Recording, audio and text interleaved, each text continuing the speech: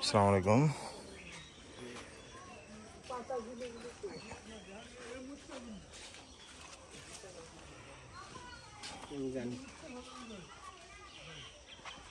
এ হচ্ছে টয়লেটের যে নিচের অংশ ময়লাটা পড়বে সেটার অংশ। এই পাড়ার নামটা কি? বাড়িয়াপাড়া। বাড়িয়াপালপাড়া না? এটা সম্পূর্ণ মাটি দিয়ে বানান না? সম্পূর্ণ মাটি দিয়ে তৈরি করা হয়।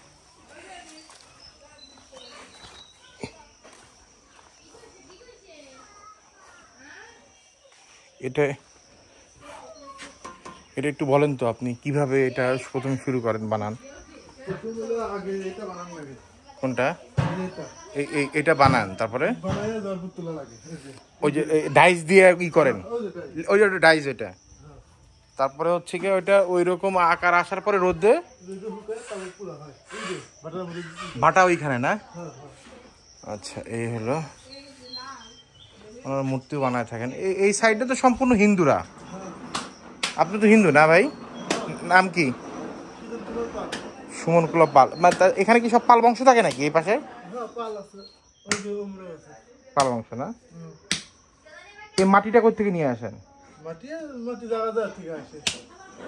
মাটি কি কিনে নিয়ে আসেন নাকি আপনারা কিনে নিয়ে আসে? কত করে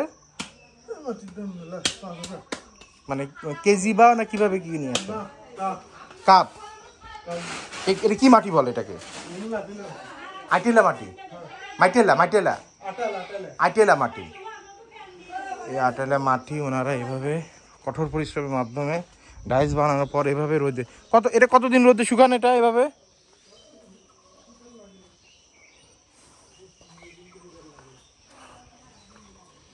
এভাবে শুকায়। এরপর এদিকে আসেন তো একটু। আপনাদের হচ্ছে এটা পুরান এখানে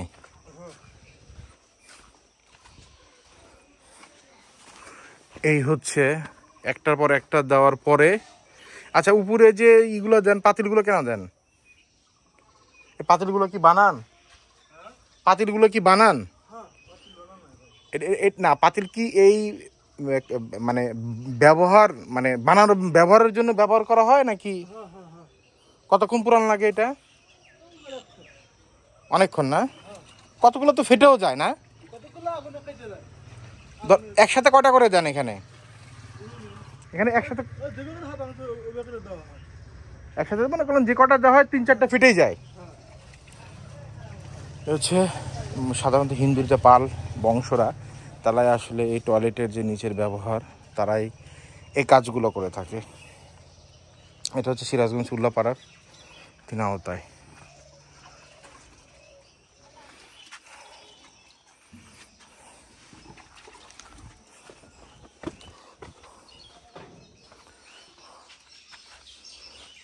ঠিক আছে, তো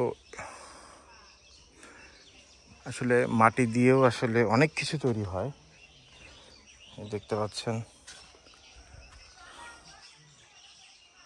তো ওকে, সবাইকে ধন্যবাদ, ভালো থাকবেন। আমি আপনাদেরকে এটাই দেখালাম যে কিভাবে মাটির দ্বারা শীত আমি ঠিক করে ফেললাম, আমার পা লেগে সমস্যা হয়ে গেল।